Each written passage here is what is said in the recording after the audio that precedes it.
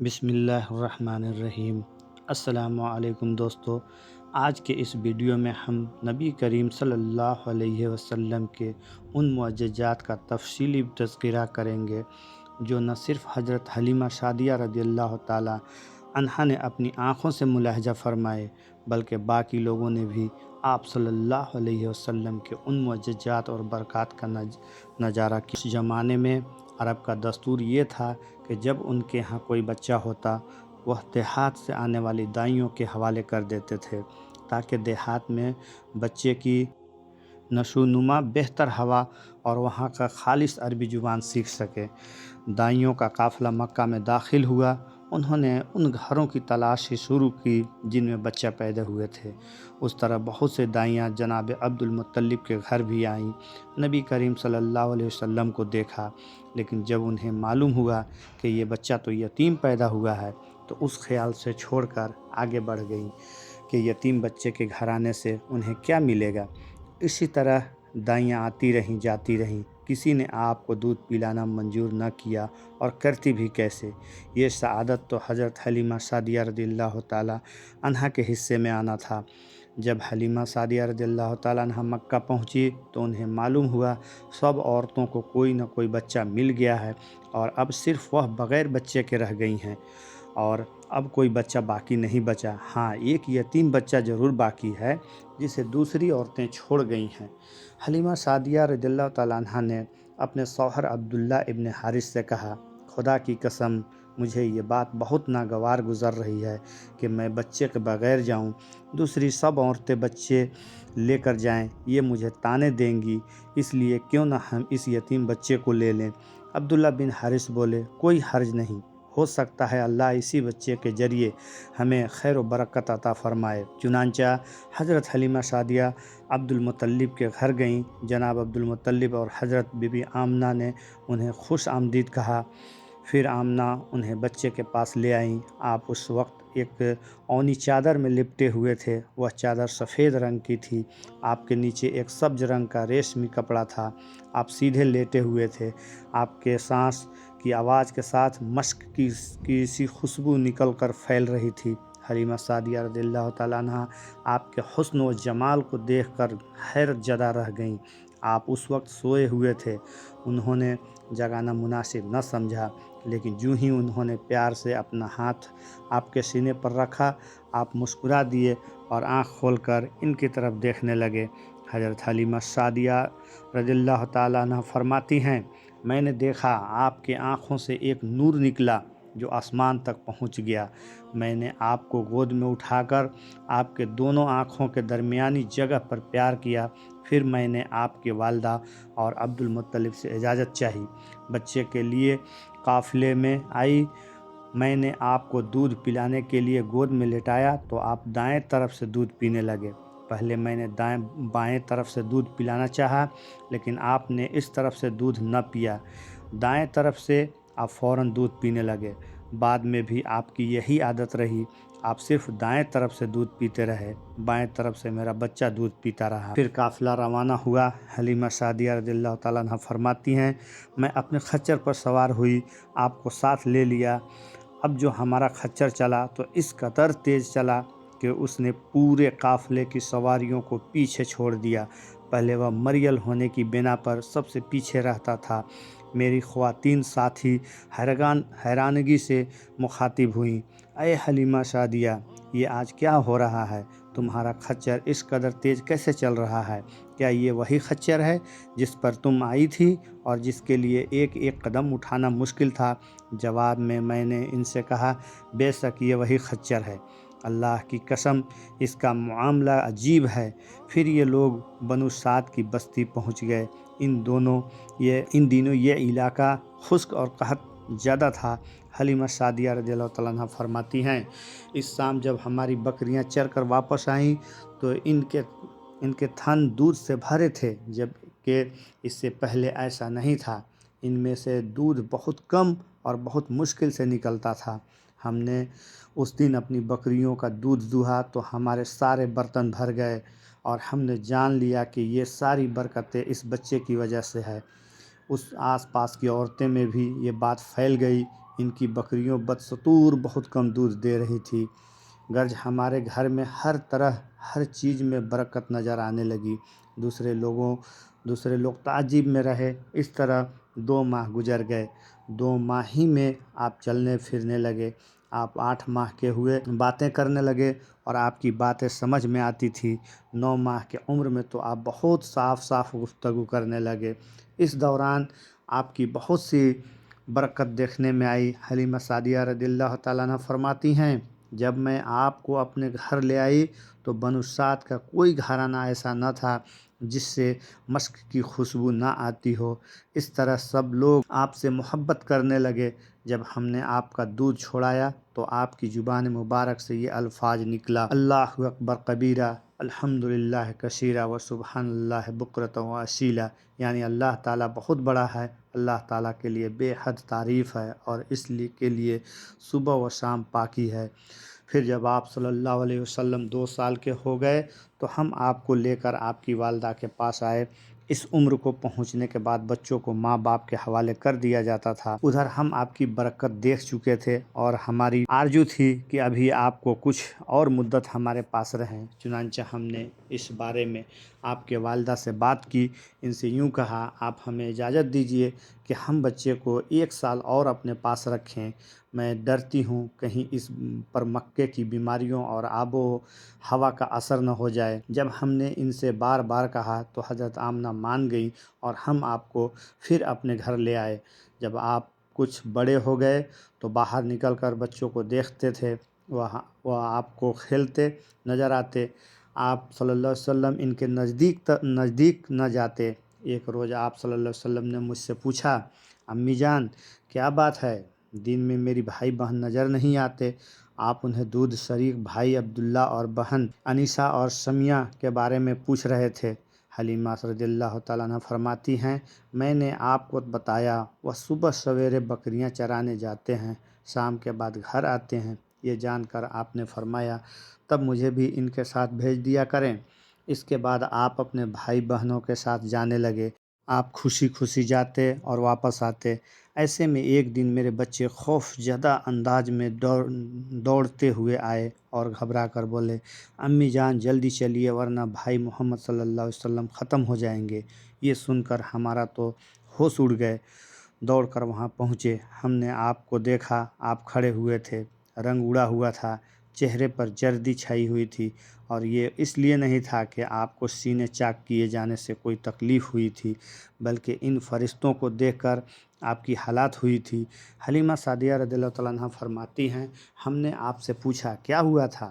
آپ نے بتایا، میرے پاس 2 آدمی آئے تھے، وہ سفید کپڑے پہنے ہوئے تھے، وہ دونوں حضرت جبرائیل اور حضرت میکائیل تھے۔ ان دونوں میں سے ایک نے کہا، کیا یہ وہی ہے؟ دوسرے نے جواب دیا، ہاں یہ وہی ہے۔ پھر وہ دونوں میرے قریب آئے، مجھے پکڑا اور لٹا دیا۔ اس کے بعد انہوں نے میرا پیٹ چاک کیا، یعنی پھاڑ دیا، اور اس میں سے کوئی چیز تلاش کرنے لگے۔ آخری انہیں وہ چیز مل گئی اور انہوں نے اسے باہر نکال کر پھینک دیا۔ میں نہیں جانتا وہ کیا چیز تھی۔ اس چیز کے بارے میں دوسری روایات سے یہ وضاحت ملتی ہے کہ وہ سیاہ رنگ کا، کالے رنگ کا ایک دانہ سا تھا۔ یہ انسان کے جسم میں شیطان کا گھر ہوتا ہے اور شیطان انسان کے بدن میں یہیں سے اثرات ڈالتا ہے۔ حلیمہ سعدیہ رضی اللہ تعالیٰ عنہ فرماتی ہیں، پھر ہم آپ کو گھر لے آئے۔ اس وقت وہ میرے شوہر عبداللہ بن حارث نے مجھ سے کہا، حلیمہ مجھے ڈر ہے کہیں اس بچے کو کوئی نقصان نہ پہنچ جائے، اس لیے اسے اس کے گھر والوں کے پاس پہنچا دو۔ میں نے کہا ٹھیک ہے۔ پھر ہم آپ کو لے کر مکہ کی طرف روانہ ہوئے۔ جب میں مکہ کے بلائی علاقے میں پہنچی تو آپ اچانک غائب ہو گئے۔ میں حواس باختہ ہو گئی۔ حلیمہ سعدیہ فرماتی ہیں، میں پریشانی کی حالت میں مکہ پہنچی۔ آپ کے دادا عبدالمطلب کے پاس پہنچتے ہی میں نے کہا، میں آج رات محمد کو لے کر آ رہی تھی، جب میں بلائی علاقے میں پہنچی تو وہ اچانک کہیں گم ہو گئے۔ آپ خدا کی قسم میں نہیں جانتی وہ کہاں ہیں۔ عبدالمطلب یہ سن کر فوراً کعبہ کے پاس کھڑے ہو گئے۔ انہوں نے آپ کو مل جانے کے لیے دعا کی، پھر آپ کی تلاش میں روانہ ہوئے۔ ان کے ساتھ ورقہ بن نوفل بھی تھے۔ گرج دونوں تلاش کرتے کرتے تہامہ کی وادی میں پہنچے۔ ایک درخت کے نیچے انہیں ایک لڑکا کھڑا نظر آیا۔ اس درخت کے شاخین بہت گھنی تھے عبد المطلب نے پوچھا لڑکے تم کون ہو؟ حضور صلی اللہ علیہ وسلم چونکے، اس وقت تک قد نکال چکے تھے یا اس لیے عبد المطلب پہچان نہ سکے۔ آپ کا قد تیزی سے بڑھ رہا تھا۔ جواب میں آپ نے فرمایا میں محمد بن عبداللہ بن عبد المطلب ہوں۔ یہ سن کر عبد المطلب بولے تم پر میری جان کو قربان، میں ہی تمہارا دادا عبد المطلب ہوں۔ پھر انہوں نے آپ کو اٹھا کر سینے سے لگایا اور رونے لگے۔ آپ کو گھوڑے پر اپنے آگے بٹھایا اور مکے کی طرف چلے گئے۔ گھر آ کر انہوں نے بکریاں اور گائیں ذبح کی اور مکے والوں کو دعوت کی۔ آپ کے مل جانے کے بعد حضرت حلیمہ سعدیہ حضرت آمنہ کے پاس آئیں تو انہوں نے پوچھا حلیمہ اب آپ بچے کو کیوں لے آئے؟ آپ کی تو خواہش تھی کہ یہ ابھی آپ کے پاس اور رہیں۔ انہوں نے جواب دیا یہ اب بڑے ہو گئے ہیں اور اللہ کی قسم میں اپنی ذمہ داری پوری کر چکی ہوں۔ میں خوف محسوس کرتی ہوں کہیں انہیں کوئی حادثہ نہ پیش آ جائے، لہٰذا انہیں آپ کی سپرد کرتی ہوں۔ حضرت آمنہ کو یہ جواب سن کر حیرت ہوئی، بولی مجھے سچ سچ بتاؤ ماجرا کیا ہے؟ تب انہوں نے سارا حال سنایا۔ حلیمہ سعدیہ نے دراصل کئی عجیب و غریب واقعات دیکھے تھے۔ ان واقعات کی وجہ سے وہ بہت پریشان ہو گئی تھی۔ پھر سینہ مبارک چاک کیے جانے والا واقعہ پیش آیا تو وہ آپ کو فوری طور پر واپس کرنے پر مجبور ہوئیں۔ وہ چند واقعات حضرت حلیمہ رضی اللہ تعالی عنہا اس طرح بیان کرتی ہیں۔ ایک مرتبہ یہودیوں کی ایک جماعت میرے پاس سے گزری۔ یہ لوگ آسمانی کتاب تورات کے ماننے کا دعویٰ کرتے تھے۔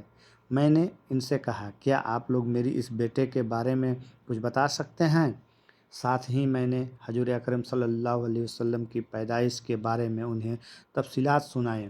یہودی تفصیلات سن کر آپس میں کہنے لگے اس بچے کو قتل کر دینا چاہیے۔ یہ کہہ کر انہوں نے پوچھا کیا یہ بچہ یتیم ہے؟ میں نے ان کی باتیں سن لی تھی کہ وہ ان کو قتل کا ارادہ کر رہے ہیں، سو میں نے جلدی سے اپنے شوہر کی طرف اشارہ کرتے ہوئے کہا نہیں یہ رہے اس بچے کا باپ۔ تب انہوں نے کہا اگر یہ بچہ یتیم ہوتا تو ہم ضرور اسے قتل کر دیتے۔ یہ بات انہوں نے اس لیے کہی کہ انہوں نے پرانی کتابوں میں پڑھ رکھا تھا کہ ایک آخری نبی آنے والے ہیں، ان کا دین سارے عالم میں پھیل جائے گا، ہر طرف ان کا بول بالا ہوگا، ان کی پیدائش اور بچپن کی یہ علامت ہوگی اور یہ کہ وہ یتیم ہوں گے۔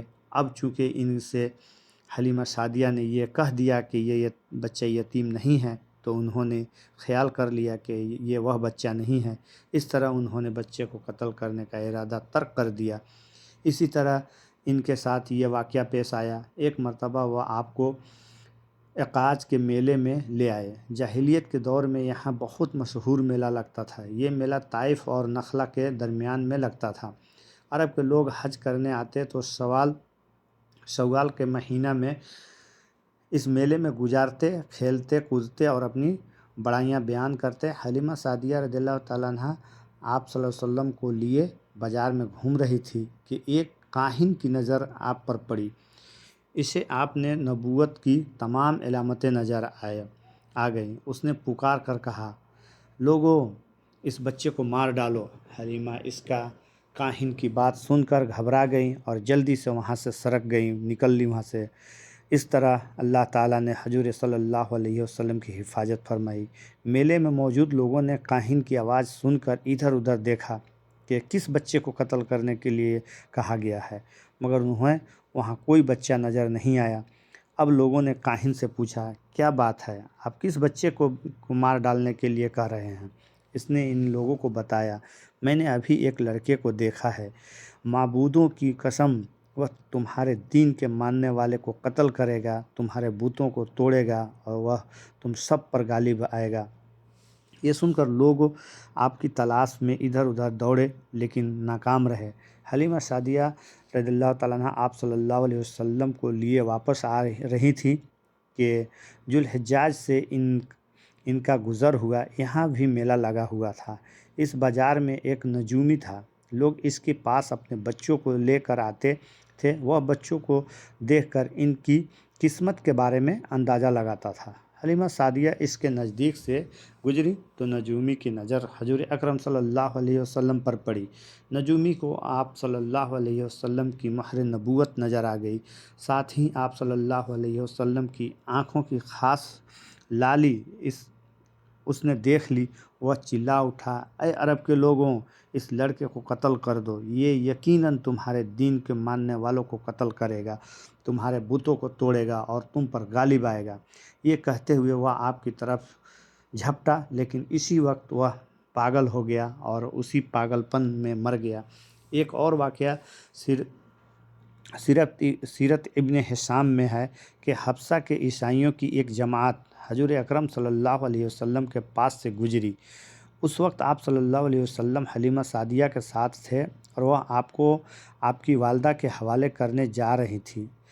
उन ईसाइयों ने आप सल्लल्लाहु अलैहि वसल्लम के मुंडों के दरमियान मोहर नबूवत को देखा और आप सल्लल्लाहु अलैहि वसल्लम को आँखों की सुर्खी को भी देखा। उन्होंने हलीमा सादिया से पूछा, क्या इस बच्चे की आँखों में कोई तकलीफ़ है? उन्होंने जवाब में कहा, नहीं, कोई तकलीफ़ नहीं है, ये सुर्खी तो इनकी आँखों में कुदरती है।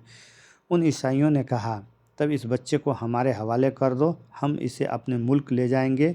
ये बच्चा पैगंबर और बड़ी शान वाला है, हम उसके बारे में सब कुछ जानते हैं। हलीमा सादिया ये सुनते ही वहाँ से जल्दी से दूर चली गईं, यहाँ तक कि आप सल्लल्लाहु अलैहि वसल्लम को आप सल्लल्लाहु अलैहि वसल्लम की वालदा के पास पहुँचा दिया। इन वाक़यात में जो सबसे अहम वाक़या है वह सीना मुबारक चाक करने वाला था। रवायत से ये बात साबित है कि आप सल्लल्लाहु अलैहि वसल्लम के सीना मुबारक पर सिलाई के निशानात मौजूद थे। जैसा कि आजकल डॉक्टर हजरात ऑपरेशन के बाद टाँके लगाते हैं, टाँके खोल दिए जाने के बाद भी सिलाई की निशानात मौजूद रहते हैं। इस वाक़े के बाद हलीमा सादिया और उनके खाविंद ने फ़ैसला किया कि अब बच्चे को अपने पास नहीं रखना चाहिए। जब हज़रत हलीमा सादिया ने आप सल्लल्लाहु अलैहि वसल्लम को हज़रत आमना के हवाले किया, इस वक्त आप सल्लल्लाहु अलैहि वसल्लम की उम्र, एक रवायत ये मिलती है कि इस वक्त उम्र करीब 5 साल थी, एक तीसरी रवायत के मुताबिक उम्र मुबारक 6 साल हो चुकी थी। जब हलीमा सादिया ने आप सल्लल्लाहु अलैहि वसल्लम को हज़रत आमना के हवाले किया तो इसके कुछ दिनों बाद हज़रत आमना इंतकाल कर गईं। वालदा का साया भी सर से उठ गया। हज़रत आमना की वफ़ात मक्का और मदीना के दरमियान अबवा के मकाम पर हुई। आपको यहीं दफन किया गया।